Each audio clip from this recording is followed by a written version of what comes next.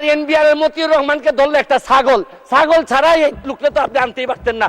এই সরকারের বড় একটা সমস্যা, টাকা পাচার ঠেকানো যাচ্ছে না। আপনি দুর্নীতি করলে তো অর্থনীতিতে নিয়ে আসা যায়, টাকা পাচার হয়ে গেলে যে দেশে যায় এই দেশের অর্থনীতির বাজেট হয়ে যায়। আরে আমরা বঙ্গবন্ধুর খুনিরে আনতে পারি না, আর টাকা পাচার করে এই টাকা ফেরত আনবো কিভাবে? এইটা একটা বড় সমস্যা। টাকা পাচার করে আমাদের বাজেট সংকুচিত হয়ে যাচ্ছে।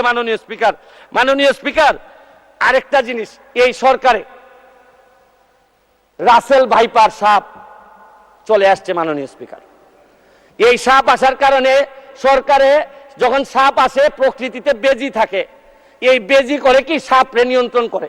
কিন্তু এই সরকারে দেখা যাচ্ছে বিভিন্ন জায়গায় রাসেল ভাইপার আছে, কিন্তু বেজি ওই পরিমাণ নাই যে এই সাপরে ধরবে। মাননীয় স্পিকার, আপনি দেখেন এই আমাদের প্রতিষ্ঠানগুলা কত দুর্বল হয়ে গেছে। আমাদের প্রতিষ্ঠান, একজন ভদ্রলোকরে দুদক ধরতে পারে নাই, একজন ভদ্রলোকরে এনবিআর ধরতে পারে নাই, বাংলাদেশ ফাইন্যান্সিয়াল ইন্টেলিজেন্স ইউনিট ধরতে পারে নাই। আর এনবিআর এর মতিউর রহমানকে ধরলে একটা ছাগল ছাড়া এই লোকটা তো আপনি আনতেই পারতেন না।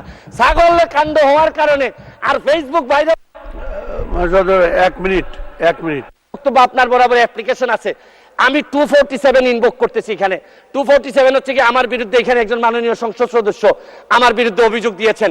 আমার আত্মপক্ষ সমর্থনের সুযোগ দেওয়ার জন্য, আমি সময় দেওয়ার জন্য আপনার কাছে দাবি জানাচ্ছি। মাননীয় স্পিকার, এখন আসেন আপনারা বেনজির কাণ্ড, মাননীয় সাবেক আইজিপি উনি এত বড় হয়ে গেলেন, মন্ত্রণালয় জানলো না, মাননীয় স্বরাষ্ট্রমন্ত্রী জানলেন না। এই বাচ্চাটা এত বড় হয়ে গেল, আর কিছুদিন সুযোগ পাইলে পুরা গোপালগঞ্জ কিনে ফেলতেন এই বেনজির সাহেব। তারপরে এইটার দায় এই মন্ত্রণালয় এড়াইতে পারে না। মাননীয় স্পিকার, এখন আপনারা কালো টাকা সাদা করবেন, আমার কোনো অসুবিধা নাই। যদি মনে করেন টাকা রয়ে গেছে, কিছু টাকা জমানো বা বিভিন্ন অলস টাকা রয়ে গেছে, এটারে সাদা করবেন, কোনো অসুবিধা নাই। কিন্তু এই সাদা করার মধ্য দিয়া বেনজির আর মতিউরের টাকাও যদি সাদা হয়ে যায়, আর এদের ভবিষ্যৎ প্রজন্ম উত্তরাধিকার, আদর্শের উত্তরাধিকার যারা, তাদের টাকাও যদি সাদা হয়, তাহলে এই সময় শেষ, 1 মিনিটে শেষ করুন। মাননীয় স্পিকার, এরপর আমি বলতে চাই, মাননীয়, আমি সিলেটের মানুষ। আমার সিলেটে আমি যখন বক্তব্য রাখতেছি লক্ষ লক্ষ মানুষ পানিবন্দী। আমি আপনার মাধ্যমে মাননীয় প্রধানমন্ত্রীর কাছে দাবি রাখতে চাই, একটা হাইড্রোলজিক্যাল একটা রিসার্চ করেন। আমাদের এই পানি আগে কখনো বন্যা হইতো না, এইরকম 22-এর বন্যা, 24-এ বন্যা, আমরা একেবারে দেবে গেছি পানির নিচে। মাননীয় স্পিকার, এইটা জানা দরকার যে আমাদের এই ভারত থেকে আসা পানি কোথায় কোথায় বাধা পড়ে, এইটা দেখতে হবে। মাননীয় স্পিকার, অনেকে সন্দেহ করে মিঠামইনের রাস্তাও আমাদের এই দুর্ভোগের কারণ।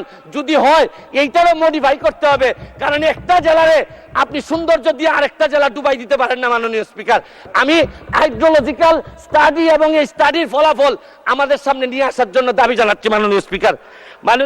মাননীয় স্পিকার, একজন সংসদ সদস্য আমার ব্যাপারে অভিযোগ তুলছেন যে আমি যে বরাদ্দ পাই এইটা ফেসবুকে দিয়ে দিছি। 25 কোটি টাকার কথা বলা হয়েছে। আমি বরাদ্দ, মাননীয় সদস্য, আজকে বক্তার তালিকা অনেক বড়, 1 মিনিটে শেষ করুন। আমি বলতে চাই যে আমি যত বরাদ্দ এই পর্যন্ত পাইছি, আমি হচ্ছে কি এমপি হিসাবে ট্রাস্টি। এই টাকা জনগণের জানার অধিকার আছে। আমি ফেসবুকে দিয়েছি, হয়তো প্রকল্পের জায়গায় টাকা বলছি, কিন্তু টাকার মধ্যে কোনো ব্যবধান ছিল না। কারণ নতুন জেনারেশন আপনি যা বরাদ্দ পাবেন তা জানতে চায়, এবং আমি বিশ্বাস করি বঙ্গবন্ধুর আদর্শের সৈনিক হিসাবে আমি এই ট্রান্সপারেন্সি আমার মধ্যে এটা থাকতে হবে। এবং আমি এই কথা বলি, আমি আমার এলাকার এমপি হয়েছি। মাননীয় স্পিকার, আমি মাননীয় প্রধানমন্ত্রীকে চিনি। আমার একটা বিশ্বাস, সব দুর্যোগের মধ্যেও উনি আমাদেরকে পার করাবেন। কারণ আমাদের মাননীয় প্রধানমন্ত্রী বঙ্গবন্ধু কন্যা, উনি এমন এক পাখি যিনি ডালের উপর বসেন ঠিকই, কিন্তু তার ভরসা ডালের উপর না, তার ভরসা পাখার উপর। কারণ বিশ্ব ব্যাংকও ভাবছিল যে ডাল ভেঙে উনি পড়ে যাবেন, পদ্মা সেতু বানাইতে পারবেন না, কিন্তু ঠিকই ডাল ভাঙার কারণে পড়েন নাই।